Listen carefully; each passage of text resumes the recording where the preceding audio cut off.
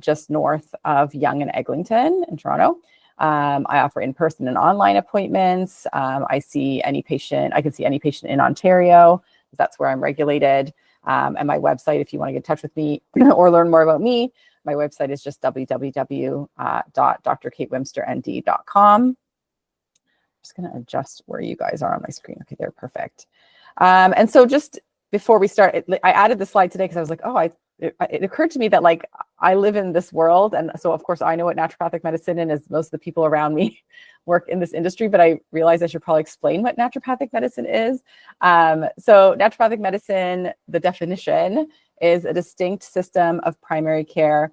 It's a regulated profession in many provinces, including in Ontario. And what that means is if it's a regulated profession, not just anyone can call themselves a naturopathic doctor. You have to have met certain educational standards and passed certain exams and all that type of stuff to be regulated, and then do all kinds of other stuff to sort of keep your registration each year. So naturopathic medicine addresses the root cause of illness or disease. It promotes health and healing using natural therapies, and the treatment modalities that we use, so the tools in our toolbox, are clinical nutrition, lifestyle counseling, botanical medicine, homeopathy, physical medicine, and Asian medicine. So naturopathic doctors are, as mentioned, sort of highly educated primary care providers, sort of with a focus in natural medicine. And then the principles of naturopathic medicine are similar to conventional medicine. Some of them are different. So first is the same, which is first do no harm. So your naturopathic doctor chooses remedies and therapies that are safe and effective to increase health and decrease harmful side effects. One of the major parts of our principles is believing in the healing power of nature, which really just means working to restore and support the body's inherent healing abilities or inherent sort of regulating abilities to prevent further disease from occurring or prevent disease. We identify and treat the cause. We're always looking to sort of go a little bit deeper and determine and treat the underlying cause or drivers of something that's going on, treating the whole person. So understanding that the body is an interconnected whole. So not only physical symptoms, also mental, emotional, genetic, environmental, social, spiritual, other factors. Doctor as teacher. So part of our job is teaching the principles of healthy living, understanding health and illness, and becoming sort of a more active participant in your health, and then disease prevention and health promotion. So applying all those principles above in as much of a proactive way as possible in terms of prevention and health promotion, and not as reactive. So that's sort of the principles of naturopathic medicine, in case you're not familiar. So for me, my particular areas of expertise within naturopathic medicine, I work with a variety of patients and conditions, but I have a special focus in certain things. Obviously, we're here today to talk about fertility. I also, as a consequence of that, work with a lot of people during pregnancy, as well as postpartum support. I also have a strong focus in digestive health, thyroid conditions, women's health and hormones, and gynecological and urinary conditions. And then fertility in naturopathic medicine. So how do these things go together? So as a naturopathic doctor, I work with fertility patients in a few key ways. The first thing is when patients first come to see me, I generally am doing a thorough intake regarding your fertility and medical history, as well as any other current health concerns that might be relevant. Second, I generally, specifically with fertility, I generally review any testing that's already been done. And sometimes that's a lot of testing. And sometimes I may recommend additional testing or assessments to better rule in or rule out underlying causes of infertility or barriers to fertility. And I also provide additional support and guidance throughout the fertility journey. It really is individual by each patient, but I find like sometimes it's quite a long process. It can be like sometimes years at a time. A lot of procedures or a lot of information. And so one of the things that I do, because I have more time that I spend with my patients, is just talking through like what their stage they're at, what do certain things mean, trying to answer questions, that type of thing, or direct them appropriately. And I often continue with this like through pregnancy and postpartum as a sort of natural consequence, the optimal consequence. And so let's talk about fertility. Oh, sorry, was I on that slide? Or I was on the wrong slide. So that was that slide. And then we're going to talk today about egg and sperm quality specifically. So why does egg and sperm quality matter? So when we talk about this, what does it mean is sort of maybe the first thing I'll touch on. So did you know that most fertilized eggs actually never become a successful pregnancy? And the most important factor in an embryo's potential to develop into a pregnancy is having the correct number of copies of each chromosome. Chromosomal errors are also a major cause of miscarriage. So even if pregnancy does occur, there's still a lot of those pregnancies will result in miscarriage, and chromosomal errors are a major cause of miscarriage. So a chromosome is really, if you go back to probably, I think it was a grade 11 biology is when I learned this. A chromosome is a package of DNA that carries the genetic material of an organism. So it's sort of part of the blueprint for creating that organism. Human beings have 23 pairs of chromosomes. So 46 total, but 23 pairs. And so each of those pairs is made up of one from the egg and one that came from the sperm. So 1/2 of each of those pairs, 23, is contributed by the egg, 1/2, 23, is contributed by the sperm. So egg and sperm quality refers to having the correct number of chromosomes from both of those contributors. So both matter because they each contribute 50%. So let's talk about follicle or egg development. I kind of interchange follicle and eggs. I'm sure by now a lot of you are really familiar with this word follicle, which you may not have heard prior to looking into fertility stuff. They're sort of similar, but not exactly the same. A follicle is a fluid-filled sac that's found in the ovaries that contains an immature egg that will mature and be ovulated, right? Or may mature and be ovulated. So let's go back a little bit. This is sort of one of the interesting things in terms of how we become who we are. The ovaries are formed in the fetus during the first trimester of pregnancy. So this means that if you have ovaries, they were created before you were born while you were still developing inside your mother, right? And this also means that the egg that became you was actually formed while your mother, before your mother was born, while she was within your grandmother's uterus, right? So there's like multi-generational impacts on eggs specifically. When a person with ovaries is born, those ovaries already contain all of the follicles that they will have, and it's a lot of them, but they're immature, right? So they aren't ready to go, but they're kind of ready to be developed. The follicles are immature, and really until a few months before ovulation occurs. They can accumulate damage as part of aging, which is something sort of the main thing that we think about, but also depending on their environment within the ovary and what's going on in the body around them. So this ovarian environment is affected by what's going on in our bodies, what we eat, how we sleep, stress, medications, supplements, things we're exposed to, all these types of things as well. So about 4 months before ovulation, some of the follicles start developing. So not just in that month, but actually 4 months before they begin their development. But they're very, very, very small. Like we can't really see them on ultrasound. And without the help of medications, generally only one lead follicle, sometimes more, sometimes 2, maybe 3, sometimes that happens, will finish maturing and complete ovulation. Medications can increase the number of follicles that mature and develop because the medications sort of change the ability of the ovary to suppress all but the lead follicle. So ovulation occurs when a mature egg is released from the ovary during the menstrual cycle. And so in this 4 months before ovulation, we can affect the health of those developing follicles and influence fertility. And that's sort of what we mean when we talk about like egg quality, right? Is like we're talking about, can we influence the follicles to develop appropriately, have the right number of chromosomes, no damage to that genetic material, and to give off all the right signals for all the hormonal stuff that has to happen for them to mature and be ovulated. So sperm matters because, as I mentioned, sperm contributes 50% of the chromosomes to an embryo. And also, male infertility contributes to nearly 50% of all cases of infertility. So this is something really important to understand because it is really often overlooked. The egg contributing partner is usually the focus of more testing and treatment.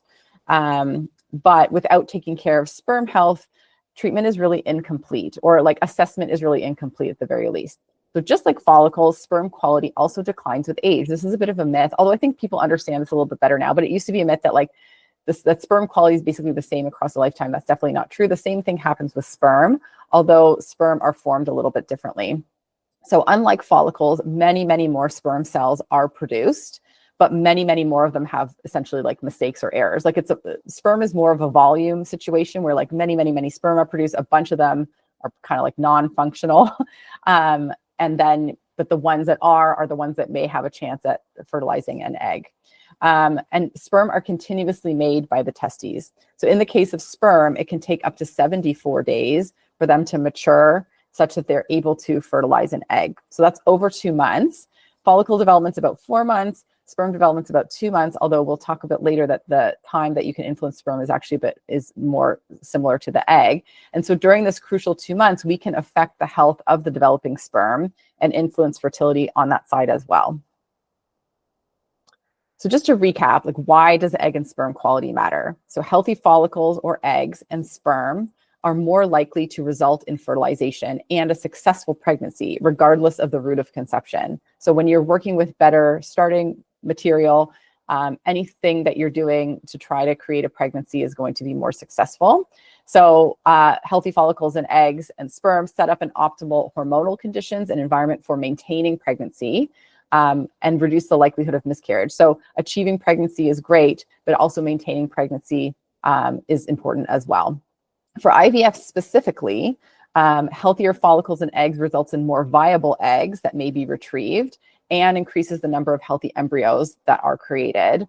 And so this can also mean that less IVF retrievals are needed, which saves obviously in so many ways. Like number one is like financially, but also with the physical, there's physical stress associated with IVF. There's emotional stress. There's the amount of medical interventions or procedures that people have to undergo. So anything you can do to improve the outcomes of whatever means you're following for conception can reduce the amount of work and time and effort it is. So let's talk about sort of like things not to do. I have a little handful of things that impact egg and sperm quality negatively. So I'll mention sort of oxidative stress. Did I talk about on the, no, actually I'll talk about on this slide then. Oxidative stress is something you probably hear a little bit about, or you hear about antioxidants. So oxidative stress is an imbalance of free radicals and antioxidants in your body that leads to cell damage. And it can cause damage that results in chromosomal errors, right? And so that's what we don't want. Anything you can do to improve your overall health and egg and sperm quality can have an effect immediately on this oxidative stress. And that's something that also increases with aging, is this oxidative stress.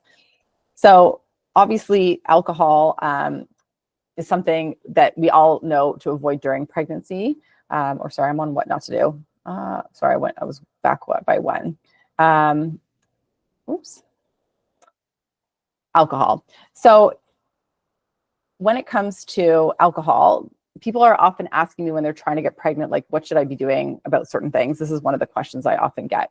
So alcohol is associated with less success of IUI and IVF, as well as a higher miscarriage rate.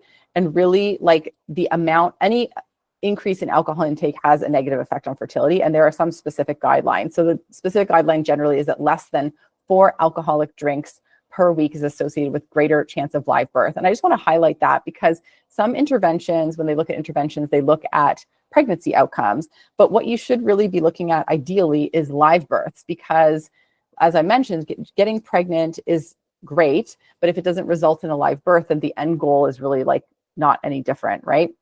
And this specific stuff about alcohol is relevant for both partners. So generally, the ideal guideline is that both partners avoid alcohol as much as possible, or abstain completely for at least 12 weeks. And because that covers sort of that important time for both the developing egg and the developing sperm. And the next thing that people ask me a lot about, and this is like during pregnancy, but also sometimes before pregnancy, is caffeine, right? So caffeine is also associated with a higher miscarriage rate during pregnancy, but also depending on the intake prior to pregnancy. This is usually a little bit more specific to the egg contributing partner. but probably there's at least some impact for both partners. And same thing with alcohol. There is like small amounts can have a detrimental effect on fertility, although there is generally sort of certain guidelines, which is like prior to pregnancy, more than 3 cups of coffee daily is associated with an increased miscarriage rate. And then just to give you some context, like 1 cup, and by a cup, I mean like an 8 ounce. I don't mean sort of like a venti or a grande at Starbucks, but 1 cup of coffee, regular coffee, is about 96 milligrams of caffeine. Whereas like if you're doing something like an espresso or some other like higher caffeinated thing, that might be more. And then some types of like teas are generally less. So the ideal situation is, if you're able to, is to minimize or abstain from caffeine for at least 4 weeks before IUI, IVF. And then the next thing is sort of a larger topic, but I'll touch on it a little bit, which is taking steps to reduce your exposure to toxins in general plays an important role in egg and sperm quality. So this is part of the reason that aging contributes to decreased egg and sperm quality, and also maybe why over time in general in the population we see more of a decline in egg and sperm quality, it seems. And that is because you can accumulate chromosomal damage and or hormone disruption from things that we're exposed to in our environment. So it's a really huge topic. I mean, this could be hours long talk just on this topic, but I will highlight a few major areas to focus on. Smoking is probably an obvious one, but just a reminder that smoking and probably vaping to some degree, although vaping is like a newer thing, so not as well understood, is associated with lower sperm count, motility, more DNA damage to sperm. It's associated with more egg loss, earlier menopause, and fertility improves in both partners after quitting smoking. The next one I'll bring up, and this is like actually a very important one to keep in mind because this is also something that's changed a lot in the last few years, is the use of cannabis. So cannabis use and like daily cannabis use has really increased. And I think that's another area where we don't have a ton of research into modern cannabis use, both the frequency of use, the forms of use, and the type of cannabis, because the cannabis that's on the market these days is quite a lot more potent than what maybe has been researched in the past. But marijuana use, even only once per week, does impact male and female fertility. And especially, this makes sense, when combined with alcohol and or cigarette use, there's an increased risk of negative effects. Again, all of these things are promoting oxidative damage and can cause damage to chromosomes, DNA, and sort of affect that egg and sperm environment. And then environmental toxins, which is just like an enormous topic. I have an entire 3-page handout just on environmental toxins. That's a lot of which is fertility specific, because there's quite a lot of research in this area. If you want this handout, feel free to email me. I'll post my email at the end again. The top ones that really stand out for fertility. Yeah, I have a handout that I share with patients a lot of times about environmental toxins. The big highlights are really bisphenol A, which is in and on a lot of stuff. And then phthalates and plastics, which are very broad. So the handout that I have sort of goes into some specifics about like, where do you find these things? And then what are the certain steps that you can take to avoid them? And a lot of it is just like things you can do in your everyday life of like changing like the type of containers and stuff you use for food and like not heating up plastics and things like that. But there's a few other ones on there that are kind of like household toxins as well. But this is a huge area. It's something that I think we don't think enough about, and it's something we have some individual control over, and then some of it is like out of our control, right? So that's sort of toxic exposures, which does matter. And then the last thing I'm going to touch on, and again, this is just because it's something sometimes we don't think about, but there's a few of these that are sort of stand out, which is certain medications. So the top 2 are really opiates. So long-term, and this is generally like painkillers or certain types of painkillers. Opiates, long-term use of opiates are associated with sort of disrupting the signals that control testosterone production. And so a lot of this is studied a little bit more in men because I think it is a little bit easier. You can kind of measure sperm a little bit more. We'll talk about that later. Then you can't like take eggs out and like look at them and measure them so much. You can see sort of fertility outcomes, but with men, you can actually just like look at the sperm itself. And so a lot of these are male specific, but they are probably affect both partners. But opiates, long-term use can disrupt signals that control testosterone production. They can cause low testosterone and decrease the quantity or quality of sperm. The next one is a really important one. It's like literally yesterday, I had a new patient in the clinic who had diagnosis of low testosterone in the past. And this was not a fertility patient, just like a regular patient. And he used supplemental testosterone. And then at some point, his doctor was like, well, are you planning to try to conceive anytime soon? He's like, maybe. And his doctor's like, oh my gosh, you definitely shouldn't be using testosterone. So testosterone supplementation reduces sperm production. Like having testosterone in the right levels, in the right places, and all that kind of stuff is really important. But like generally, supplementation seems to reduce sperm production, and this is something a lot of men don't know. And there are a lot of men want to take testosterone or use testosterone for various reasons. And also, there's a lot of supplements on the market, and some of them are like super sketchy supplements that may actually contain testosterone where they don't list it on the label. So something to keep in mind, especially for people who are looking to supplement testosterone. And then some other medications can impact egg and sperm quality. These are more things to discuss with your doctor. So the ones that I highlight, like one is antidepressants. And this is really just because it's a super common class of medications that people are taking, and they're not necessarily contraindicated before or during pregnancy, but there are some that are preferred.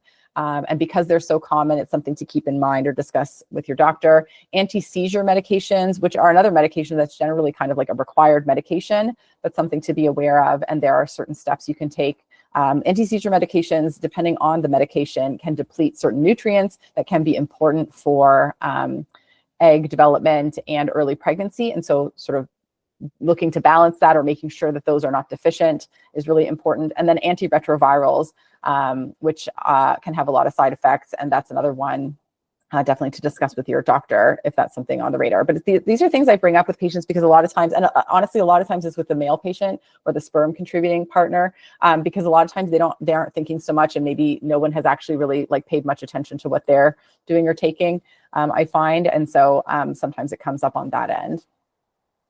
Okay, so that was sort of like the things not to do or like the bad things. Now we're going to talk about how do you actually support egg and sperm quality, right? So really the most important first thing that I do is not doing anything in particular, but really just looking at the individual patient diagnosed with fertility challenges. And the starting point for me is to review what has been assessed and diagnosed or ruled out so far. So I would tell you that in nearly every case, like fertility patient that I have, and especially if patients are embarking on expensive procedures like IUI and IVF, I really recommend, generally there's a few additional tests that may not have been done. It depends sort of on the fertility clinic, to rule out some often overlooked conditions that can occur in either the egg or sperm contributing partner. And each of these conditions has a strong link to infertility and miscarriage and are often really not tested automatically by fertility clinics. What I find there's huge variation between fertility clinics as to what they do as part of your sort of initial intake and assessment.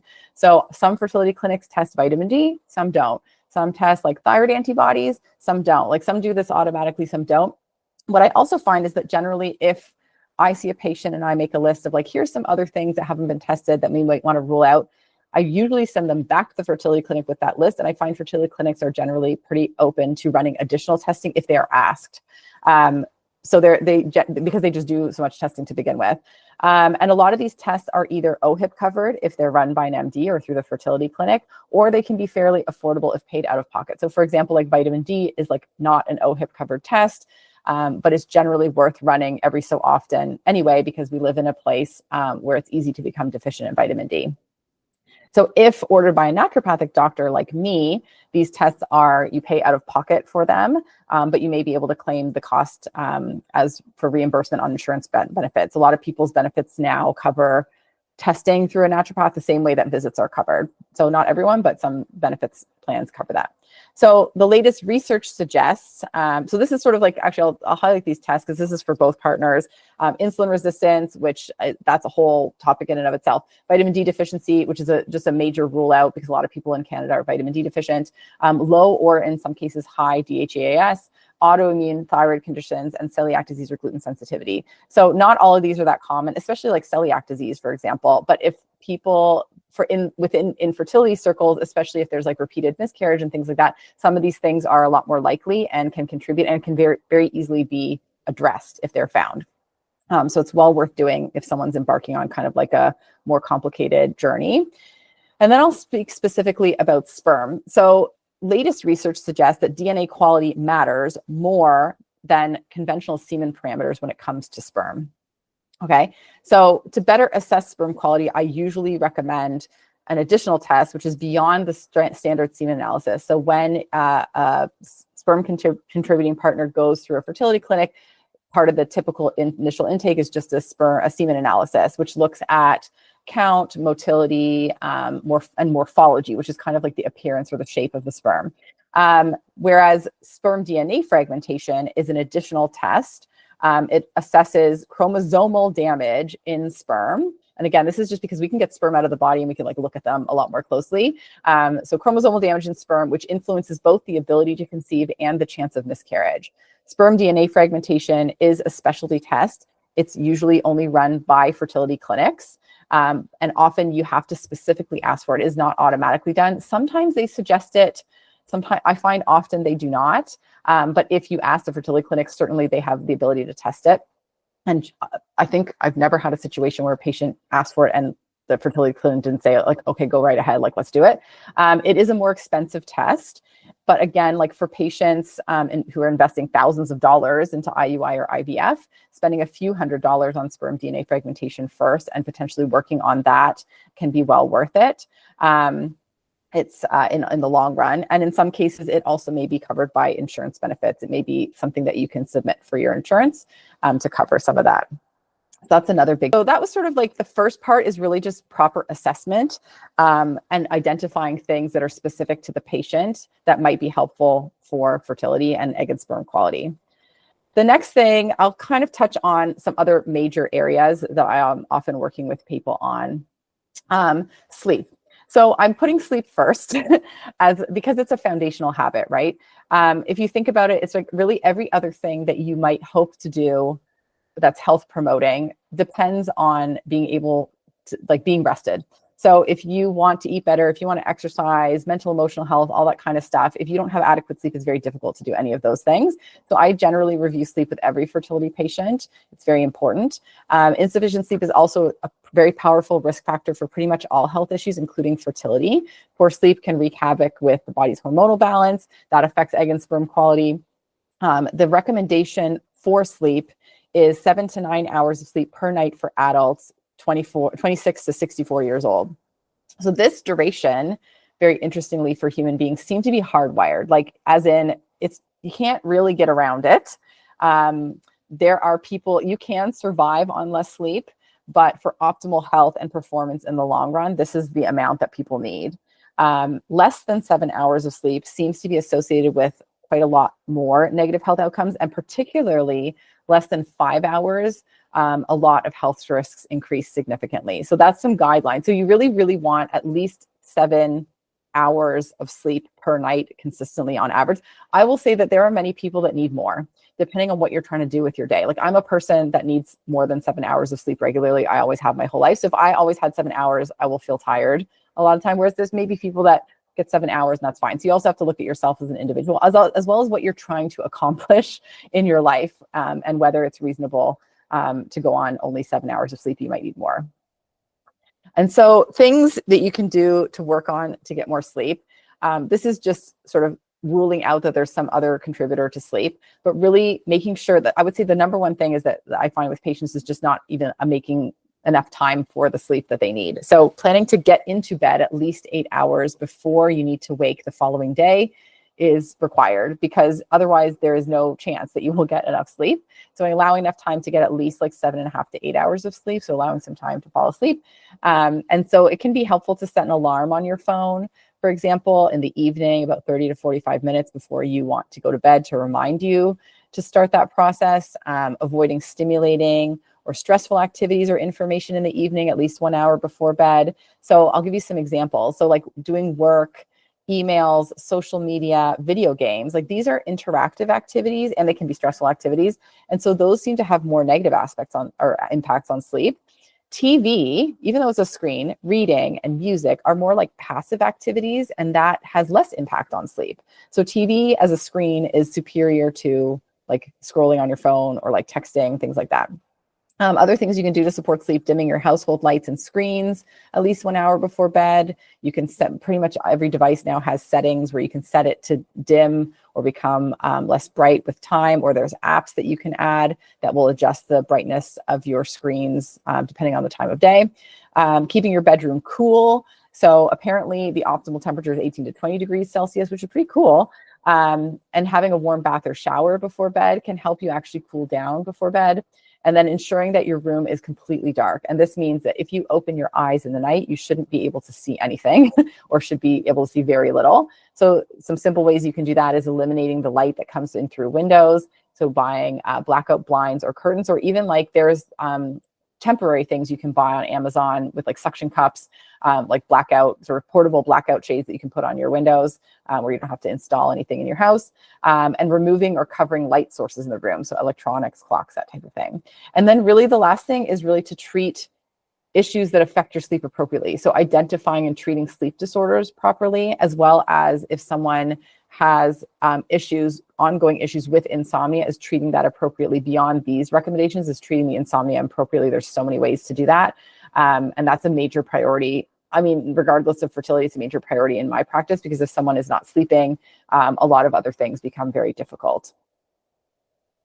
So second thing is nutrition. So there's some general guidelines for fertility specifically, although this is a huge topic, and it's often something that I individualize depending on the patient.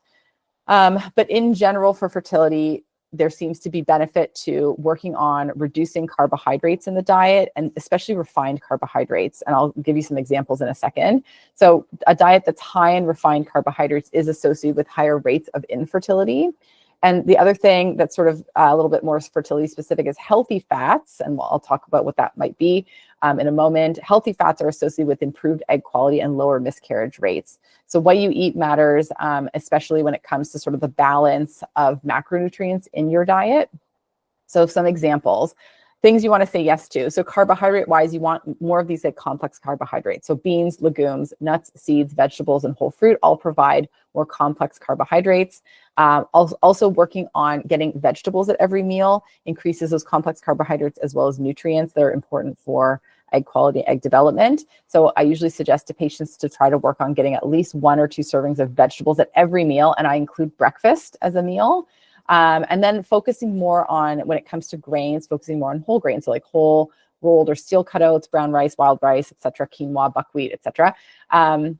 Versus like on the no column for carbohydrates, more refined or processed carbohydrates. So pastas, breads, cereals, even if they're made from like whole grain things, they're generally more refined than if you just made that grain. Instant oats, quick oats, white rice, potatoes, corn, baked goods, that type of thing, as well as sugar. So white and brown sugar, corn syrup, rice syrup, agave, artificial sweeteners. Whereas I try to say, maybe stick to lower amounts of more natural sugars like maple syrup, honey, molasses. And when it comes to fats, you really want to emphasize healthy fats and get enough healthy fats in your diet. So olive oil, nuts, seeds, plant-based oils, and fish are great sources, whereas trying to avoid saturated fats like coconut oil, butter, and red meat. And the other aspect of nutrition, and I've made this its own slide because it's a little bit different, is making sure you get enough protein. So the guideline for protein intake for adults is generally like at a minimum about 0.5, and I think I covered on the previous slide, 0.5 grams per pound of body weight. But you can go up from there. It sort of depends what your physical activity is. It depends on your age, that type of thing. And so over time, especially midlife, it starts to become more important that if we don't take in enough protein, we start to lose muscle. And that really becomes more apparent later in life, but it's something that needs to be prevented earlier. So this is an example of protein content for different foods. So as an example, if we have a 150-pound person, we're aiming for, like, at the very minimum, 75 grams of protein per day.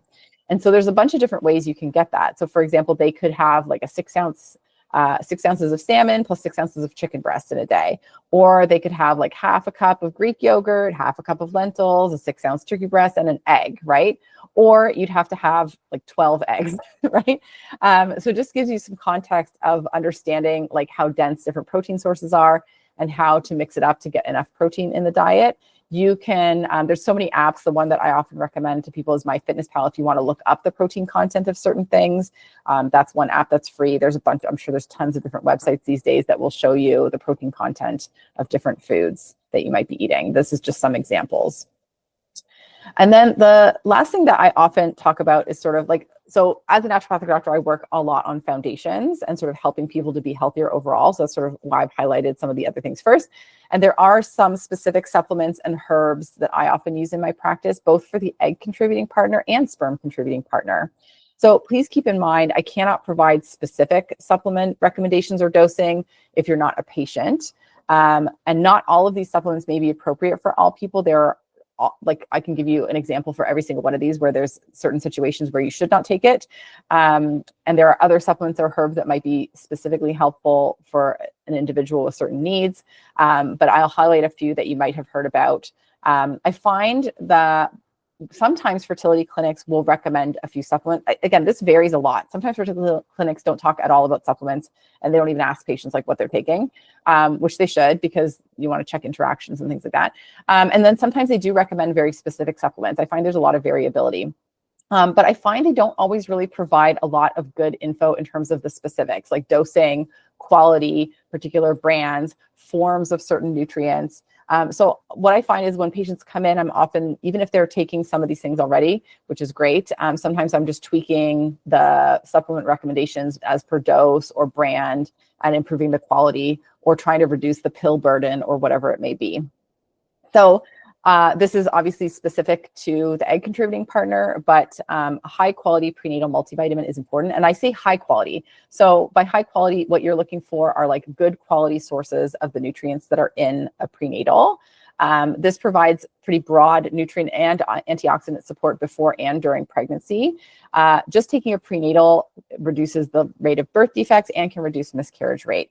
So things to look for in a prenatal multivitamin is, number one, recommended by somebody who's trained in nutrition. So medical doctors and pharmacists are not well trained in nutrition. They have had probably a little bit of nutrition education, but not much, because those are not their modalities, right? Even nutritionists, this is like a little bit of a tangent, but something to note about, if someone's a nutritionist, they may be really knowledgeable or they may not be at all. So nutritionists are not a regulated profession in the province of Ontario. I'm not sure about any other province if they are. But because this is not a regulated profession, like anybody could call themselves a nutritionist and not have any training, or they might have amazing training. So anyone could call themselves this, they can give advice, and they may or may not be giving good advice. Other things you're looking for in a good quality prenatal multivitamin is at least 1 milligram of methylfolate. So this is a particular form of folic acid that's one more step along in the cycle, and is considered a higher quality form of folate and more effective for supporting fertility. There are some people who genetically don't convert folic acid into methylfolate very well. So by giving methylfolate, which is now very common in a prenatal, you kind of avoid that issue in some people, and that has accounted for fertility issues for some people. And also you're looking for a gentle form of iron. So prenatal vitamins always contain iron because iron tends to get depleted during pregnancy, but not all forms of iron are well tolerated by people.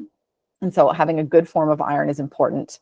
And also working with someone that knows what to do if you cannot tolerate a prenatal, or you shouldn't take a prenatal for some reason, or you can't take iron for some reason. I have patients like that.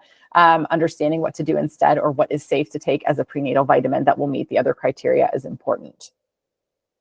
Coenzyme Q10. So coenzyme Q10 is probably like the best known single nutritional supplement for fertility. Although not everyone really knows why. The reason why is that coenzyme Q10 is a key part of energy production inside developing cells. So inside developing sperm and developing follicles and eggs, coenzyme Q10 is a big part of that. So taking coenzyme Q10 as a supplement, there's tons of research on coenzyme Q10, heavily researched. It can improve egg quality, it can improve conception rates, it can improve sperm concentration, motility, morphology, and integrity of DNA in sperm. It can prevent chromosomal errors. And it also supports embryo implantation and growth. Things to look for when supplementing coenzyme Q10. One is the form. So coenzyme Q10 can be a pricey supplement, especially if it's in a very potent form. So the most potent form of coenzyme Q10 is a ubiquinol form. It's more expensive, but it's more potent. So you don't have to take as much of it to get the same effect. So it can be a little bit more cost effective and a little bit less pills to take, and also taking the right dose. So not everyone needs a super high dose of coenzyme Q10, but sometimes you can use a very high dose. I find fertility clinics, if they recommend a supplement, it's almost always at least one, which is coenzyme Q10, but they don't always recommend. Sometimes they recommend a dose that I would say is probably too low, or they recommend a product that's a form that's like not as good as it could be or not as potent as it could be. So sometimes you can replace that with something more potent and more affordable as well. Omega-3 fatty acids. So omega-3 fatty acids are commonly found in fish oils and in some plant oils. So they are associated with higher quality embryos and increased rates of pregnancy. What they do is they support progesterone production, which helps to maintain pregnancy and increases uterine blood flow. So that's why this is helpful. They can also, in a sperm contributing partner, improve sperm quality and especially affect DNA damage. So things you're looking for with omega-3 fats is, again, recommended by someone who's trained in nutrition, who understands how to recommend a proper supplement, a quality brand or source. So omega-3 fats from fish can carry the risk of heavy metal or toxin contamination because unfortunately our oceans are full of heavy metals and toxins that we don't want to get exposed to. A fish source is superior to a plant source, specifically in fertility. So you're looking for a quality brand or source because they do things to the oils in terms of filtering and trying to remove as much of the toxins and heavy metals as possible. As well as, this goes back to sort of who recommends it, is like fish oils or omega-3 fats vary a lot in the actual levels of active ingredients. The active ingredients in omega-3 fats are EPA and DHA. And so there's so much variation between brands. Like a lot of brands will write all over their labels like high potency, blah, blah, blah. And then when you look at the actual amount of EPA, DHA, it's not very much. And again, usually you can get a reasonable dose in less pills by just switching to like a better brand or a higher potency brand or a higher quality brand. And then I think this is maybe the last one I'm going to mention I think there's a few others, N-acetylcysteine. So this is one that not everyone has thought of, but same kind of thing, working on this oxidative stress situation. So N-acetylcysteine boosts the activity of glutathione, and glutathione is an antioxidant that our bodies produce that is very powerful. And so boosting that production as well as other aspects of N-acetylcysteine can improve egg and embryo quality. It can increase the chance of pregnancy, reduce the miscarriage rate, improve sperm count, motility, morphology, and the DNA integrity in sperm. So both partners can benefit from NAC if it's appropriate for them. There are some people that shouldn't take NAC. It's not for everyone, a consideration for many patients. And then a few other considerations are just some basics, really. So vitamin D, as I mentioned, a lot of people in Canada are deficient in vitamin D. So the vitamin D level that is considered optimal for fertility seems to be higher than just sort of the bare minimum that we look for to prevent deficiency symptoms. So that's something to consider, is definitely ruling out vitamin D deficiency at the very least. Other antioxidants that combat oxidative stress, vitamin C, vitamin E, selenium, several of these can be covered by a good quality prenatal multivitamin or other supplements, and don't necessarily need to be taken in isolation. And then beyond that, you also have things like zinc and methylfolate. Like I mentioned, methylfolate specifically with a prenatal. Sometimes there's an indication to take additional methylfolate. Same thing with zinc, depending on the partner and depending on the concerns. So beyond what I've covered in this presentation, there's so many things that have solid evidence to support fertility. The choice for an individual patient really will depend on their health needs, fertility concerns, and the route of conception, and also the timing and when to take things relative to any particular procedures that you're doing. So that covers everything.